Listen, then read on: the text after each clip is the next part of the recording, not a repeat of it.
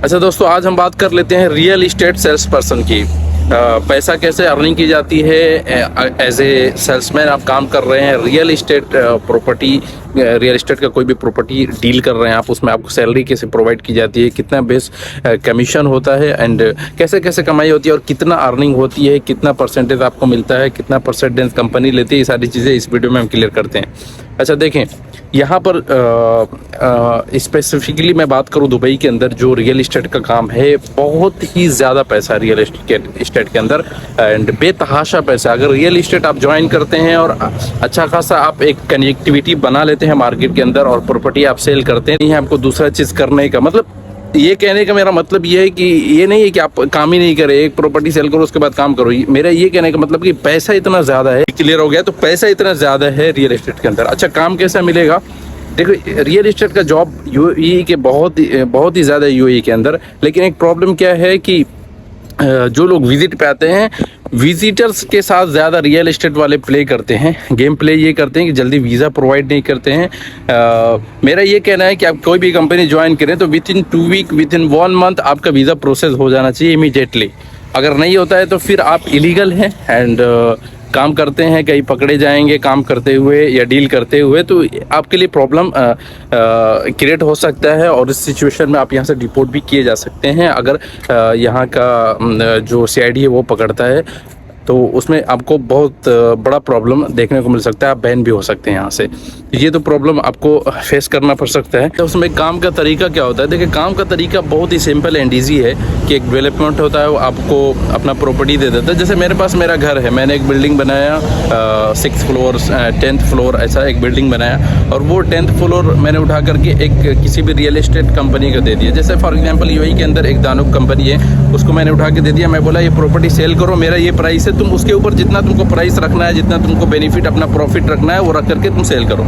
अब वो real estate वाला क्या करता है कि मैंने बेच दिया उसको 5 लाख में, यानी कि 5 लाख रुपए मैं पर अपार्टमेंट का मैं लूँगा, यानी मैं ऑनर हूँ, तो सही है। अब वो रियल एस्टेट वाला क्या बोलता है कि मैं आपका पूरा बिल्डिंग का जितना भी अपार्टमेंट है मैं सेल कर दूंगा, सही है। वो अपना बेनिफिट अपना प्रॉफिट रख करके वो क्या करता है कि वो सारा अपार्टमेंट सेल करता है। और फॉर एग्जांपल मैंने 5 लाख अपना, मैं एज ए ऑनर मैंने 5 लाख उसको प्राइस बताया, वो क्या करेगा 6 लाख 7 लाख बताएगा सामने वालों को। जो रियल इस्टेट कंपनी वाला है, जैसे फॉर एग्जांपल दानुब है, तो वो क्या करता है कि सामने वाले को अपना बेनिफिट प्रॉफिट और एक अच्छा मार्जिन रख करके, यानी कि 5 लाख अगर ऑनर ने प्राइस बताया तो वो 6 लाख रख करके, फॉर एग्जांपल बता रहा हूँ, एक आइडिया से आपको ये चीज़ बता रहा हूँ, तो 6 लाख सामने वालों को बताता है, वो कुछ डिस्काउंट मांगता है, कुछ इंस्टॉलमेंट करता है, जो भी थोड़ा बहुत आगे पीछे करके ये लोग सेल कर देते हैं। फिर भी एक मतलब एक अच्छा मार्जिन का सेल होता है, अच्छी बेनिफिट होता है, यानी बहुत बड़ा रकम आता है रियल इस्टेट के हाथ में। उसके बाद ऑनर के जो हाथ में जो पैसा आता है,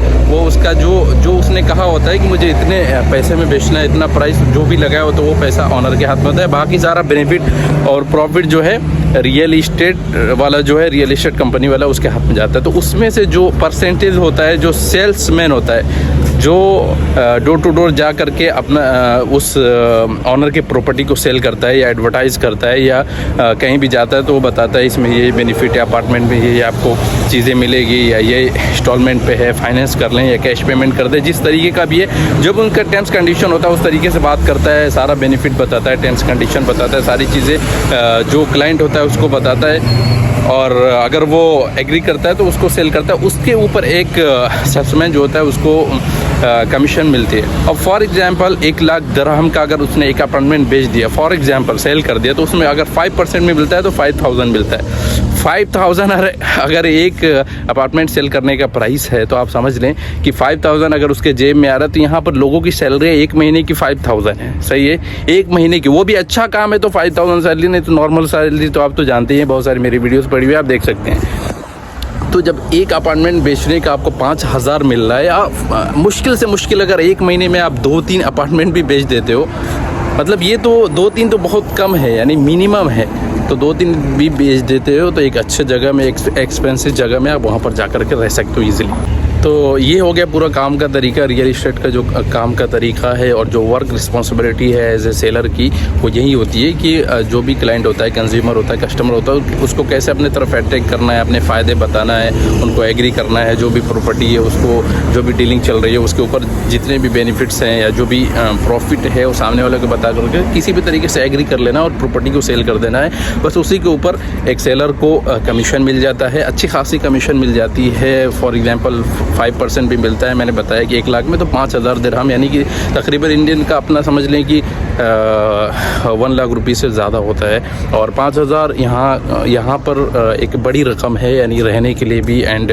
अच्छा से आप एक अपना अकोमोडेशन ले सकते हैं और महीने का खर्चा पूरी अच्छी तरीके से चला। 2-3 प्रॉपर्टी सेल कर देते हैं तो पूरा महीना ही निकल जाता है और बेहतरीन तरीके से पूरी आराम ऐशो इशरत के साथ यहाँ पर गुजार सकते हैं। तो रियल इस्टेट का एक बहुत अच्छा काम है, बहुत बेतहाशा इसमें पैसा है। बस एक प्रॉब्लम ये है कि आपको जो भी कंज्यूमर होता है, जो भी आपका क्लाइंट है, कस्टमर है, उसको अच्छी तरह से उसके साथ डील करना आपको आना चाहिए। डीलिंग के लिए आपको थोड़ा सा एक्सपीरियंस चाहिए, कस्टमर को अपने तरफ अट्रैक्ट करने के लिए थोड़ा एक्सपीरियंस चाहिए।